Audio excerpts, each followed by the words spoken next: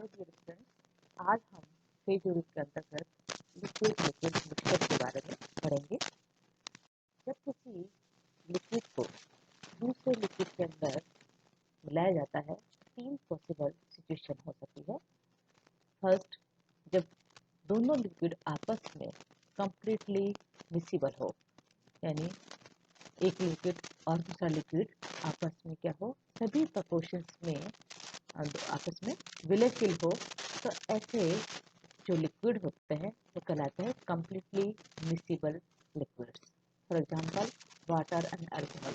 जब पानी में अल्कोहल को मिलाते हैं तो वह आपस में कंप्लीटली एक दूसरे में मिसिबल हो जाते हैं, घुलनशील हो जाते हैं। सेकेंड सिचुएशन कि जब दोनों लिक्विड आपस में कंप्लीटली इनमिसिबल हो या अघुलनशील हो।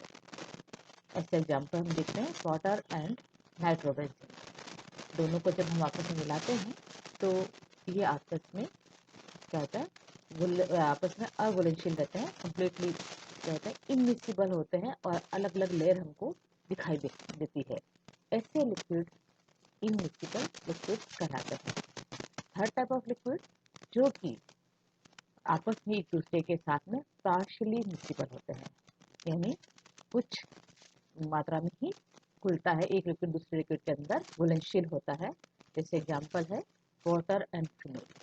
पानी के अंदर जब हम फिनोल को ऐड करते हैं तो फिनोल की कुछ क्वांटिटी पानी के अंदर घुल जाती है।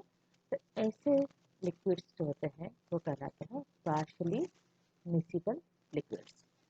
अब हम इसको इन लिक्विड लिक्विड मिक्सचर को समझने के लिए हम बात करेंगे आइडियल सॉल्यूशन की बात करेंगे कि आइडियल सॉल्यूशन क्या है।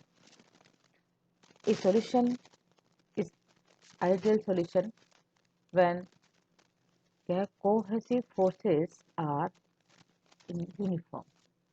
ऐसे सॉल्यूशन आइडियल सॉल्यूशन होते हैं जिसमें कोहेसिव फोर्सेस क्या होते हैं, समान होते हैं।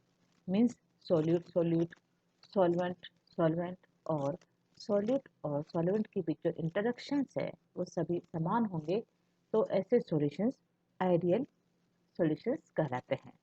इसको जो आइडियल सॉल्यूशंस है इसके निम्नलिखित विलाक्षणिक गुण होते हैं। फर्स्ट क्या है कि when two substances mix to form an ideal solution there is no change in heat. जब हम दो सबस्टेंसेस को आपस में मिक्स करते हैं तो अगर आइडियल सॉल्यूशन बनता है तो उनके बीच हीट का कोई भी परिवर्तन नहीं होता है, यानी heat of mixing delta H mix is equal to 0. Okay, and second characteristic is the total volume of solution will be equal to the sum of the volume of the component mixed. यानी जब दो component को हम मिलाते हैं तो उसका जो वॉल्यूम है वो भी क्या होता है, कांस्टेंट रहता है, सॉल्यूशन के वॉल्यूम के बराबर होता है, यानी volume of mixing delta V mixture is equal to 0। या हम कह सकते हैं कि दोनों को आपस में मिक्स करने के बाद इन सॉल्यूशन के आयतन में भी कोई परिवर्तन नहीं होता है, तो ऐसे सॉल्यूशन आइडियल सॉल्यूशन कहलाते हैं। थर्ड क्या है कि आइडियल सॉल्यूशन जो है वह राउल्ट्स लॉ का जो है नियम का या राउल्ट के नियम का सभी कंसंट्रेशन की रेंज पर पालन करते हैं, वे सॉल्यूशन आइडियल सॉल्यूशन कहलाते हैं। अब राउल्ट्स लॉ क्या है इसको हम इस तरह समझेंगे। राउल्ट्स लॉ ये है कि जब वेपर प्रेशर है किसी भी लिक्विड का, वो क्या है, vapour pressure is the measurement of escaping tendency of its molecule in vapour state, it is known as a vapour pressure. ठीक है, अब हम देखते हैं कि अगर कोई सॉल्यूशन है जो कि इसमें दो कंपोनेंट्स है ए एंड बी, जो कि क्या है, वोलेटाइल है। ठीक है, अब इसके जो मॉलिक्यूल्स है ईच कंपोनेंट के, वो क्या करते हैं, इनकी टेंडेंसी क्या है, अगर वोलेटाइल है तो उसकी टेंडेंसी एस्केपिंग की होगी। इसको हम कहेंगे partial vapour pressure in the solution.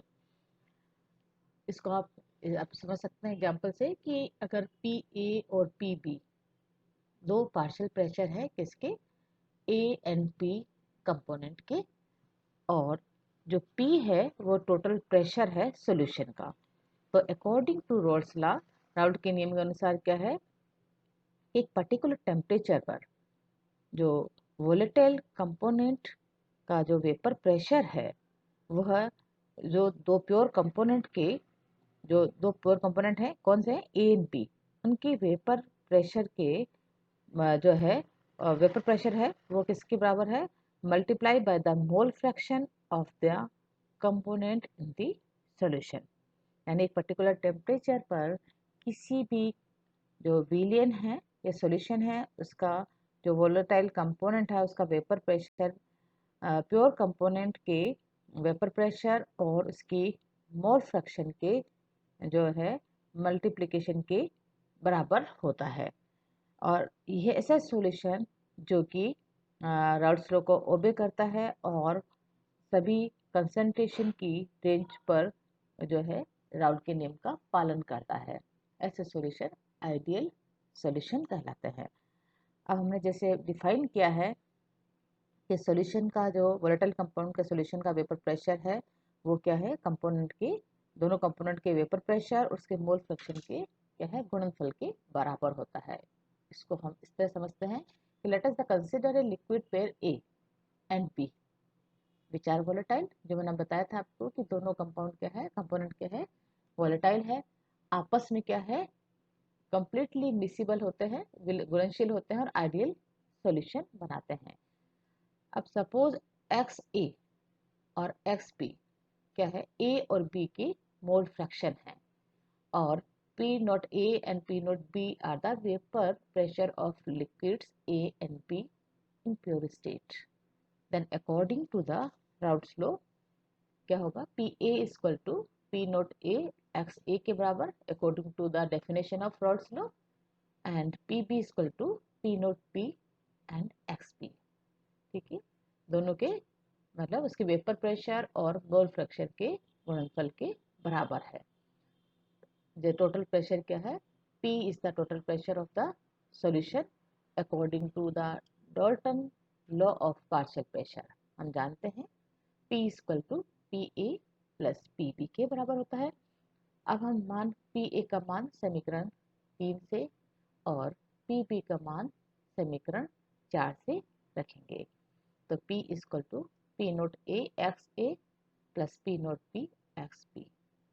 इसको हम इस तरह से भी लिख सकते हैं कि हम जानते हैं कि x A plus x B equal to 1 के बराबर है, तो एक्स ए की जगह हम लिख सकते हैं 1 माइनस एक्स बी। तो P equal to P note A 1 minus x B plus P note B x B के बराबर लिख सकते हैं। अब हम इस इक्वेशन 6 को रीराइट करके इक्वेशन 7 के रूप में लिख सकते हैं कि P equal to P note A और एक्स बी हमने इसमें कॉमन ले लिया है, तो प्लस एक्स बी ब्रैकेट में आ जाएगा पी जीरो या P note B minus P note A के बराबर होगा। अब हम देखते हैं कि जो इक्वेशन नंबर 3 एंड 4 एंड 5 ये क्या है, जो इक्वेशंस है स्ट्रेट लाइन को प्रदर्शित करती है। अगर हम ग्राफ प्लॉट करें किसके बीच, वेपर प्रेशर और मोल फ्रैक्शन के बीच, तो हमें क्या मिलता है, इस आगे फिगर को देख से हमें फिगर प्राप्त होता है। और ये जो फिगर देख रहे हैं आप 4.13, इसमें जो डॉटेड लाइन है वह इक्वेशन नंबर 3 एंड 4 के अकॉर्डिंग है। इक्वेशन 3 एंड 4 पढ़ी थी हमने, P A equal to P note A X A, और इक्वेशन 4 है P B equal to P note B x B के बराबर है। तो ये डॉटेड लाइन क्या शो कर रही है, इक्वेशन 3 एंड 4 को रिप्रेजेंट कर रही है, और जहाँ एक्स ए का मान क्या है 1 है, यानी इसमें केवल प्योर कंपोनेंट ए प्रेजेंट है। और p इक्वल टू किसके बराबर होगा, p नोट ए के बराबर होगा।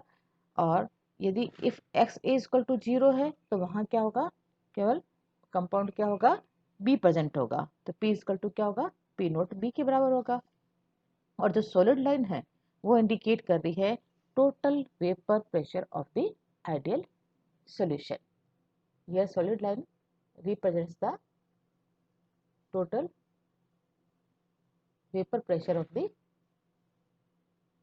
solution।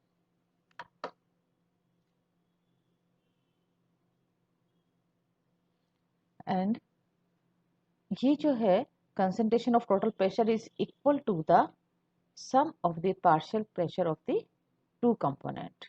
यहाँ जो है जो टोटल प्रेशर है वो क्या है, दोनों कंपोनेंट के पार्शियल प्रेशर के बराबर है। P equal to P A plus P B के बराबर है। ये इस फिगर से जो है ये वेपर प्रेशर कर्व है, आइडियल सॉल्यूशन के लिए है।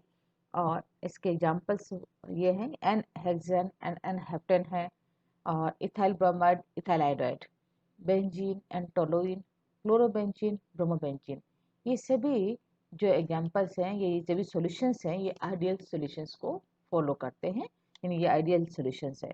इसको हम एक प्रॉब्लम द्वारा समझ सकते हैं। मैं आपको हम एक प्रॉब्लम डिस्कस करती हूँ कि अगर किसी मिक्सचर में बेंजीन और टोलुइन का मिक्सचर है, they form the ideal solution completely miscible in each other at 25 degree centigrade. और इनका जो वेट परसेंटेज है वो टोलुइन का 25 है, और vapour pressure of pure toluene and benzene are 36.0 millimetre and 116.0 millimetre है। कैलकुलेट हमको करना है total vapour pressure and partial vapour pressure of components of the mixture. इस प्रॉब्लम को हम किस तरह सॉल्व करेंगे? सबसे पहले हम निकालेंगे number of moles of the toluene. जैसे मैंने बताया था कि टोलुइन के जो नंबर ऑफ मोल्स हैं वो क्या है, 26। तो 26 अपॉन 92, 92 क्या है, इसका टोलुइन का मोलिकुलर वेट है। तो इस तरह से हम number of moles of toluene निकाल सकते हैं 0.272। और इसी तरह number of moles of benzene निकालेंगे। बेंजीन का जो है 75 टोटल नंबर है, और अब इसका जो मोलिकुलर वेट है वो 78 है। तो इस तरह हम निकाल लेंगे इसका 0.961 number of moles of benzene in the solution. अब मोल फ्रैक्शन ऑफ टोलुइन निकालेंगे, कैलकुलेट करेंगे x का मान।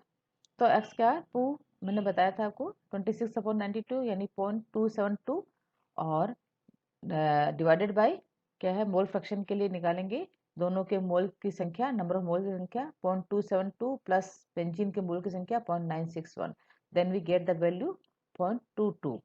इसी तरह से मोल फ्रैक्शन ऑफ बेंजीन निकाल लेंगे कि 0.961 upon 0.272 plus 0.961.78।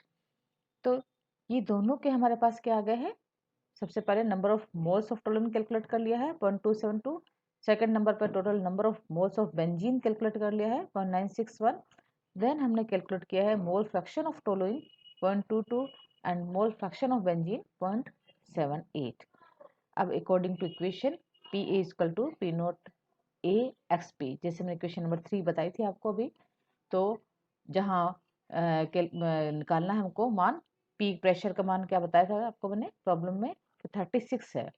Vapour pressure toluene का क्या है, 36 मिलीमीटर है, और एक्स इसका जो है बी का मान हमने कैलकुलेट किया अभी 0.78, तो 116 मल्टीप्लाई 0.78, तो पी बी का मान क्या होगा 90.48।